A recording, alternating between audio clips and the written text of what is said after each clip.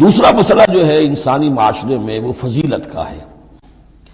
اب ظاہر بات ہے کہ تمام انسانوں کو ایک جیسا تو نہیں بنایا ہے اللہ نے، کسی کو خوبصورت بنا دیا، کسی کو بدصورت بنا دیا، کسی کا قد اونچا ہے، کوئی ٹھگنے قد کا ہے، لوگ اس پر ہنستے ہیں، یا کسی کو مرد بنا دیا، کسی کو عورت بنا دیا۔ اب عورت اپنے اندر ہی اندر کڑھتی رہے مجھے عورت کیوں بنایا، اس کا حاصل کیا ہوگا؟ یا کوئی بدصورت انسان ہے، ٹھگنا ہے کسی اور اعتبار سے، دوسرا شخص ہے وہ دیکھتا ہے کہ وہ تو بڑا اچھا ہے، تو اب اس کے اوپر کڑھنے کی بجائے کیا ہونا چاہیے کہ اللہ تعالیٰ نے مجھے جو کچھ دیا ہے مجھے اس کے اوپر صبر اور شکر کرنا چاہیے، اور جو فضل ہے کسی اور چیز میں بھی ہو سکتا ہے، میں نیکی میں آگے بڑھ جاؤں، میں خیر کے کاموں میں آگے بڑھ جاؤں، میں علم میں آگے بڑھ جاؤں، تو یہ چیزیں جو ہیں انسان دوسری چیزوں سے اپنی ان کی تلافی کر لے، بجائے اس کے کہ ایک نیگیٹو اس کی سائیکالوجی ڈیولپ ہوتی چلی جائے، کڑنا اور اندر ہی اندر جڑتے رہنا، جس سے کہ پھر طرح طرح کی جو ذہنی بیماریاں پیدا ہوتی ہیں، انہی کانفلکٹس کی وجہ سے، انہی فرسٹریشنز کی وجہ سے مینٹل بیلنس آدمی لوز کر بیٹھتا ہے۔ تو اس کی بجائے دیکھیے کس قدر عمدہ تعلیم دی جا رہی ہے، وَلَا تَتَمَنَّوْا مَا فَضَّلَ اللَّهُ بِهِ بَعْضَكُمْ عَلَىٰ بَعْضٍ، اور تمنا نہ کیا کرو اس شے کی کہ جس کے ذریعے سے اللہ نے تم میں سے بعض کو بعض پر فضیلت دے دی ہے۔ اب اللہ کی دی ہوئی فضیلت ہے، اس میں آپ تمنا کریں، اور دوسری طرف یہ کہ اس میں حسرت ہو جائے۔ اب اس میں خاص طور پر جو مسئلہ ہے انسانوں میں، جو آج کا سب سے بڑا مسئلہ ہے دنیا میں، جیسا کہ میں نے بتایا ایکسپلائٹ کیا جا رہا ہے، مساوات مرد و زن۔ اب یہ بھی ایک فضیلت ہے، کسی کو اللہ نے مرد بنایا، کسی کو عورت بنایا۔ اب پہلی بات یہ بتائی جا رہی ہے للرجال نصیب مما اکتسبوا، مردوں کے لیے حصہ ہے اس میں سے کہ جو وہ کمائیں گے، وللنساء نصیب مما اکتسبن، اور عورتوں کے لیے حصہ ہے اس میں سے جو وہ کمائیں گی۔ یعنی جہاں تک نیکیوں کا معاملہ ہے، بدیوں کا معاملہ ہے، خیرات کا معاملہ ہے، حسنات کا معاملہ ہے یا سیئات کا معاملہ ہے، اس میں بالکل ایکویلٹی ہے۔ مرد نے نیکی کمائی اس کے لیے، عورت نے نیکی کمائی اس کے لیے، اس میں برابری ہے۔ عورت نیکی میں مرد سے آگے نکل جائے، اتنے مرد ہوں گے کروڑوں کہ جو رش کریں گے حضرت خدیجہ کی کے مقام پر، کہ جو ان کا نمایاں ہوگا قیامت کے دن، یا حضرت عائشہ یا حضرت فاطمہ کا مقام، تو وہ عورتیں تھیں اور مرد ہوں گے بڑے بڑے، لیکن یہ کہ ان کی خاک کو بھی نہیں پہنچ سکیں گے۔ تو یہ ہے کہ اس میں تسلیم کرے آدمی، تسلیم و رضا، کہ جو بھی اللہ نے مجھے بنا دیا اور مجھے دیا ہے، اب مجھے اس میں بہتر سے بہتر کرنا ہے۔ یہ میرا شاکلہ تو اللہ کی طرف سے آ گیا ہے، کل یعمل علی شاکلتہ، اور جو ہم پڑھ چکے سورہ بقرہ میں کہ لا یکلف اللہ نفسا الا وسعہا، وسع جو ہے وہ اللہ نے بنا دی ہے۔ تو اب اس آیت کو بھی غلط کوٹ کیا جاتا ہے کمائی کے لیے، کہ عورتیں بھی کما سکتی ہیں، دیکھیے لکھا ہوا نصیب مما اکتسبن، ان کے لیے حصہ ہے اس کمائی میں سے جو انہوں نے کیا۔ اچھا، کمائی سے مراد یہ سمجھ لیجئے قرآن مجید میں صرف ایک جگہ ایسی ہے سورہ بقرہ میں جو ہم پڑھ چکے ہیں، جہاں کسب کا لفظ آیا ہے معاشی جد و جہد اور معاشی کمائی کے لیے۔ باقی پورے قرآن میں کسب آتا ہے اعمال کے لیے، کسب حسنات، کسب سیئات، بدیاں کمانا، بھلائیاں کمانا، کسب اس کے لیے۔ اور دلیل اس کی یہاں کیا ہے، مما اکتسبنا نصیب۔ اگر تو ایک عورت نے کمائی کی ہے، تنخواہ 10,000 کی ہے، تو 10,000 میں سے 2,000 تو نہیں ملے گا اسے، باقی 8,000 شارٹ لے جائے گا۔ تو نصیب مما اکتسبن نہیں ہے وہ، تو اگر کسی کے واقعی کوئی کام کرتی ہے خاتون، اگر کوئی اس میں حرام پہلو نہیں ہے، پیشہ جو ہے وہ بھی شریفانہ ہے، اس میں جو بھی آداب ہیں پردے کے، سطر کے، حجاب کے، وہ بھی ملحوظ رکھے ہوئے، ٹھیک ہے، تو جو کمائی اس کی پوری اس کی ہوگی، اس کا حصہ تو نہیں ہوگا۔ اعمال میں البتہ آیا ہے کہ اعمال میں جو ہے مختلف اعمال کے مراتب ہوتے ہیں، کتنا خلوص نیت کتنا تھا، آداب کتنے ملحوظ رکھے، یہ ہم سورہ بقرہ میں حج کے ذکر میں بھی پڑھ چکے ہیں کہ ان لوگوں کے لیے بھی نصیب مما کسبوا، جو انہوں نے کمایا ہوگا اس میں سے حصہ ملے گا۔ تو یہاں پر یہ نیکی اور بدیوں کا تذکرہ ہے، یعنی جہاں تک مورل لیول ہے اس میں عورت اور مرد برابر ہے، ہیومن ڈگنیٹی، ہیومن آنر اس میں برابر ہے، مورل لا برابر ہے۔ لیکن یہ ہے کہ باقی جو معاشرتی ذمہ داریاں ہیں اور ان کے حوالے سے جو تقسیم کار اللہ نے رکھی ہے، اس کے اعتبار سے فرق ہے۔ اب اس فرق کے ساتھ اگر عورت ریکنسائل نہ کرے اور وہ کڑتی رہے اور مرد کے بالکل برابر ہونے کی کوشش کرے، تو فساد کا سارا معاملہ جو ہے اس معاشرے کا، وہ فساد کے نظر ہو جائے گا۔ وَاسْأَلُوا اللَّهَ مِنْ فَضْلِهِ، اور اللہ سے اس کا فضل تلاش کرو۔ اے اللہ تو نے مجھے اس معاملے میں کم رکھ دیا ہے، اے اللہ مجھے اس معاملے کے اندر تو مجھے ہمت دے، میں ترقی کروں۔ تو اللہ تعالیٰ بہت سے لوگوں کو کسی اور پہلو سے نمایاں کر دیتا ہے۔ ان اللہ کان بکل شیء علیما، یقیناً اللہ تعالیٰ ہر شے کا علم رکھتا ہے۔ وَلِكُلٍّ جَعَلْنَا مَوَالِيَ مِمَّا تَرَكَ الْوَالِدَانِ وَالْأَقْرَبُونَ۔ اب آخر میں پھر ایک مرتبہ جو ہے قانون وراثت کی اہمیت کو دیکھیے، اور ہر ایک کے لیے ہم نے مقرر کر دیے ہیں حصے وراثت میں جو بھی چھوڑتے ہیں والدین یا رشتہ دار۔ وَالَّذِينَ عَقَدَتْ أَيْمَانُكُمْ، ایک نیا مسئلہ یہ پیدا ہو گیا تھا کہ ایک دوستی ہوتی ہے، بھائی چارہ ہوتا ہے، یا مدینے میں حضور نے مسلمانوں کو بھائی بھائی بنا دیا تھا، ایک انصاری ایک مہاجر بھائی، تو کیا ان کا وراثت میں حصہ ہے؟ نہیں، یہ وراثت میں حصہ منہ بولے بھائیوں کا نہیں ہے، منہ بولے بیٹے کی کوئی حیثیت نہیں شریعت میں، منہ بولے بھائی کا کوئی حصہ نہیں ہے۔ ہاں اپنی زندگی میں تم نے والذین عقدت ایمانکم، جن کے ساتھ تمہارا کوئی معاہدہ ہوا ہے، کوئی دوستی ہوئی ہے، فآتوہم نصیبہم، انہیں ان کا حصہ دے دیا کرو، یعنی اپنی زندگی میں ان کے ساتھ جو بھلائی کرنا چاہو، کوئی ہبہ کرنا چاہو اپنی وراثت میں سے بھی، اپنی وراثت میں سے وصیت کرنا چاہو، یہ کر سکتے ہو، لیکن جو کہ قانون وراثت میں طے ہو گیا ہے، لا وصیت لوارث، پھر وارث کے لیے کوئی وصیت بھی نہیں، اور وہ یہ کہ بہرحال وراثت میں حقدار کوئی اور نہیں ہوگا سوائے اس کے کہ جس کو اللہ نے مقرر کر دیا ہے۔ ان اللہ کان علی کل شیء شہیدا، یقیناً اللہ تعالی ہر چیز پر گواہ ہے۔ اب آئی ہے وہ آیت، اصل میں کانٹے دار آیت جو ہے، جو عورتوں کی حلق سے بہت مشکل سے اترتی ہے، کانٹا بن کر اٹک جاتی ہے۔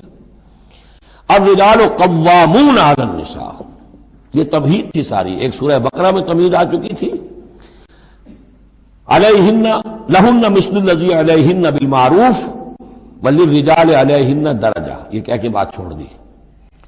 آگے آئے لا تتمنوا ما فضل اللہ بعضهم علی بعض، اور مزید اس کے لیے ذہنی جو ہے تیاری کر دی۔ اب آ رہی ہے وہ چیز جو چبھنے والی چیز ہے۔ الرجال قوامون علی النساء، مرد عورتوں پر حاکم ہے۔ یہ میں ترجمہ زور دے کر رہا ہوں۔ یہ قامہ جو ہے، قامہ جب علا کے ساتھ آئے گا تو کچھ اور معنی ہوں گے، قامہ بے کے ساتھ آئے گا کچھ اور معنی ہوں گے۔ قامہ بے کسی شے کو قائم کرنا، کونوا قوامین بالقسط، اسی سورہ مبارکہ میں آیت آ جائے گی، کونوا قوامین بالقسط، عدل کو قائم کرنے والے بن کر کھڑے ہو جاؤ۔ قامہ علا، کسی کے اوپر سر پر مسلط ہونا، یہ ہے گویا کہ ایک درجہ حاکمیت ہے۔ گھر کے ادارے میں حاکم ہونے کی حیثیت مرد کو حاصل ہے۔ سربراہ خاندان جو ہے وہ مرد ہے، عورت نہیں ہے۔ عورت کو بہرحال اس کے ساتھ ایک وزیر کی حیثیت سے کام کرنا ہے، یہ ہے اس کا اصل رول۔ اسی لیے میں بیان کر چکا ہوں کہ وہ جو نسیان کا معاملہ تھا، اللہ تعالیٰ نے اس کے اندر چونکہ یہ سیکنڈ رول پلے کرنا ہے اسے یقیناً اس کے جذبات کو تو زیادہ ٹھیس پہنچنے کا امکان رہے گا۔ آدمی کو ہر انسان، مرد بھی چاہتا ہے میری بات چلے، عورت چاہتی ہے میری بات چلے۔ اب آخر کار کس کی بات چلے گی؟ یا تو دونوں کسی طریقے سے کسی مسئلے میں متفق ہو جائیں، اور عورت جو ہے بیوی اپنے شوہر کو دلیل سے، اپیل سے جس طرح قائل کر لے تو معاملہ ٹھیک ہو گیا۔ اب اگر نہیں ہو رہا معاملہ تو اب کس کی رائے چلے گی؟ مرد کی رائے چلے گی۔ تو کس کو اس سے ایک صدمہ پہنچے گا؟ عورت کو پہنچے گا۔ لیکن اس صدمے کا ہی جو ہے انفلوئنس، اس کو کم کرنے کے لیے سیفٹی والو، نسیان کا مادہ اللہ تعالیٰ نے عورت میں زیادہ رکھ دیا۔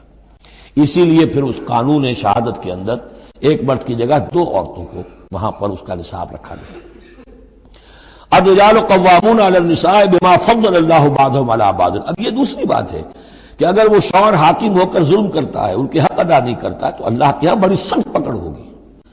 یہ تو دوسری بات ہے بالکل، لیکن یہ کہ جو قانون ہے اسلام کا وہ یہی ہے کہ یہ اختیار دیا گیا، اب آپ اس اختیار کا غلط استعمال کر رہے ہیں، آپ اس کو ظلم کا ذریعہ بنا رہے ہیں، تو اس کی سزا اللہ تعالیٰ کے ہاں آپ کو مل جائے گی۔ بما فضل اللہ بعضهم علی بعض، بسبب اس فضیلت کے جو اللہ نے بعض کو بعض پر دی ہے، وبما انفقوا من اموالہم، اور بسبب اس کے کہ جو وہ خرچ کرتے ہیں اپنے مال۔ اب دیکھیے یہ خرچ کرنے کا معاملہ اسلام میں شادی سے شروع ہو گیا۔ شادی مرد کی بھی ضرورت ہے، عورت کی بھی ضرورت ہے، لیکن مرد مہر دیتا ہے، عورت مہر وصول کرتی ہے۔ تو جو خرچ کرنے والا ہے اب اس کی ایک حیثیت دوسری ہو گئی۔ پھر گھر میں اس کا نان نفقہ پورا جو ہے، اس کا خرچہ، اس کی ذمہ داری، اس کو سپورٹ کرنا شوہر کے اوپر ہے، تو اب وہ مال خرچ کر رہے ہیں۔ بما انفقوا من اموالہم، فالصالحات، تو نیک بیویاں کون ہیں؟ جو کہ ایک یوں سمجھیے قرآن کے نزدیک ایک عورت کا جو اچھا کردار ہونا چاہیے، ایک خاتون خانہ کی جو بہترین روش ہونی چاہیے، وہ یہاں 3 الفاظ میں آئی ہے۔ فالصالحات، نیک بیویاں قانتاتن، ایک تو فرما بردار ہوتی ہیں، شوہروں کی فرما بردار، حافظات للغیب، غیب میں حفاظت کرنے والیاں، یعنی ظاہر بات ہے کہ مال ہے کسی کا تو گھر میں ہے، وہ تو کام پہ چلا گیا ہے، اب وہ کس کی حفاظت میں ہے؟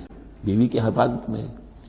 اسی طرح اب بیوی کی جو عصمت ہے وہ در حقیقت مرد کی عزت ہے، اب وہ اس کی عزت کی حفاظت کرے اس کی غیر موجودگی میں۔ اسی طرح مرد کے راز ہوتے ہیں، سب سے زیادہ بڑھ کر جو ہے رازدان وہ تو بیوی ہوتی ہے۔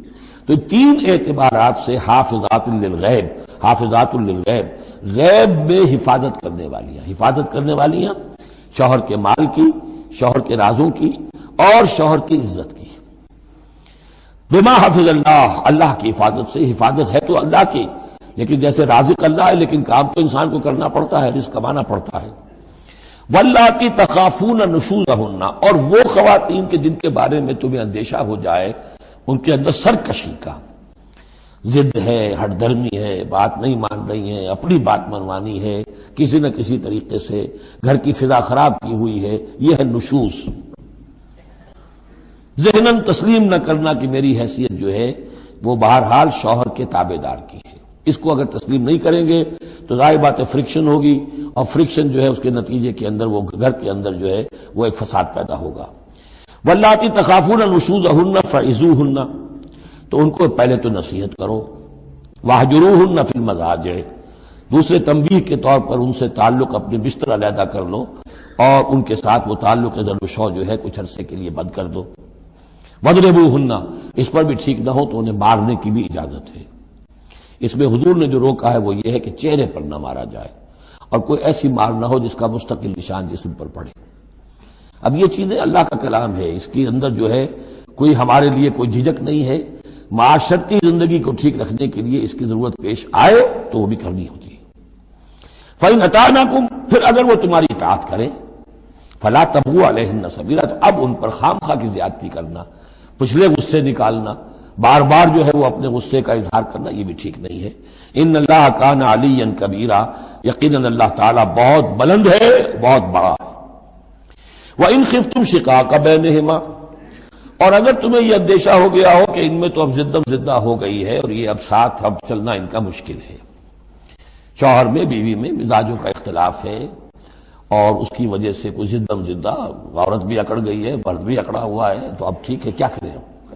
تو اس میں ایک کوشش کرنے کا حکم دیا پہلے، فَبَعْثُوا حَكَمًا مِّنْ أَهْلِهِ وَحَكَمًا مِّنْ أَهْلِهَا، تو ایک حکم مقرر کرو ثالث، لڑکے والوں میں سے، شوہر والوں میں سے، شوہر کے خاندان میں سے، اور ایک حکم جو ہے اس عورت یا لڑکی کے خاندان والوں میں سے۔ ان یریدا اصلاحا، اگر وہ دونوں چاہیں گے اصلاح، یوفق اللہ بینہما، اللہ تعالیٰ ان کے مابین موافقت پیدا کر دے گا۔